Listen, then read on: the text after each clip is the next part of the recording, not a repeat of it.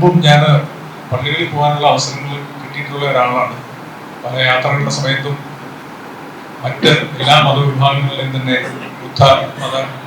ബുദ്ധമതത്തിന്റെയും ജൈനമതത്തിന്റെയും Christian മുസ്ലിം ആരാധനാലയങ്ങളൊക്കെ സന്ദർശിക്കാൻ അനുഭവം കിട്ടിയിട്ടുണ്ട്.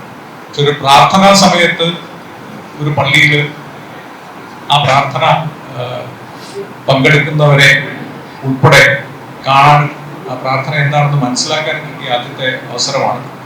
അപ്പോൾ അതിൽ വളരെ സന്തോഷമുണ്ട്. അതിനുവേണ്ടി ഈ അവസരം ഉണ്ടാക്കി തന്നത് പൂർണ്ണമായിട്ടും അബ്ദുൾ സാറാണ്. സാറിനോട് ആദ്യമായിട്ട് തന്നെ ഞാൻ നന്ദി പറയുന്നു. അതുപോലെ തന്നെ പള്ളിയുടെ മറ്റ് ഭാരവാഹികളോട് നന്ദി പറയുന്നു.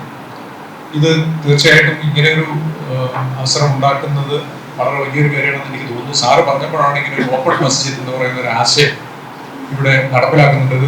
കഴിഞ്ഞ പല വർഷങ്ങളായിട്ട് നടന്നിട്ടുണ്ട്. പല സമയത്തും ഹൈക്കോടതിയിൽ നിന്ന് ഞങ്ങളുടെ സഹപ്രവർത്തകരായിട്ടുള്ള ന്യായാധിപന്മാർ ഇവിടെ വന്നിട്ടുണ്ട്. സമൂഹത്തിലെ പല തുറകളിലുമുള്ള വിവിധ മതവിഭാഗക്കാരായിട്ടുള്ള ആളുകൾക്ക് പ്രാർത്ഥനാ സമയത്ത് പ്രാർത്ഥന നിരീക്ഷിക്കുന്നതിന് പങ്കെടുക്കുന്നതിനുള്ള അവസരം ഉണ്ടാക്കി കൊടുക്കുന്നുണ്ട് എന്ന് പറയുന്നത് അതൊരു വളരെ വലിയൊരു ആശയമായിട്ട് എനിക്ക് തോന്നി.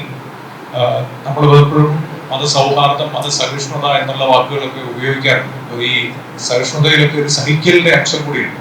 പക്ഷേ ഗാന്ധിജി എപ്പോഴും ഉപയോഗിച്ച് ആവർത്തിച്ച് പറഞ്ഞുകൊണ്ടിരുന്നത് സർവധർമ്മ സമഭാവന എന്നുള്ളതാണ്. എല്ലാ മതങ്ങളെയും എല്ലാ വിശ്വാസങ്ങളെയും ഒരുപോലെ ബഹുമാനിക്കാനും ആദരിക്കാനും ഒരുപോലെ കാണാനും എല്ലാ വഴികളും ഒരു ആത്യന്തികമായിട്ടുള്ള സത്യത്തിലേക്കുള്ള സമാനമായിട്ടുള്ള പാതകളാണ് എന്ന് തിരിച്ചറിയാൻ കഴിയുന്നിടത്താണ് യഥാർത്ഥത്തിലുള്ള സഹിഷ്ണുതയും സഹജീവനവും ഒക്കെ ഉണ്ടാകുന്നത്. അങ്ങനെയുള്ള ഒരു സാഹചര്യം സമൂഹത്തിൽ സൃഷ്ടിക്കണമെങ്കിൽ ഇത്തരത്തിലുള്ള അവസരങ്ങൾ കൂടിയേ കഴിയുകയുള്ളൂ. ഈ മാതൃക മറ്റുള്ളവരും പിന്തുടരട്ടെ എന്നുകൂടി ആഗ്രഹിച്ചുകൊണ്ട് ഈ അവസരം ഒരുക്കുന്ന എല്ലാവർക്കും നന്ദി പറഞ്ഞുകൊണ്ട് അവസാനിപ്പിക്കുന്നു.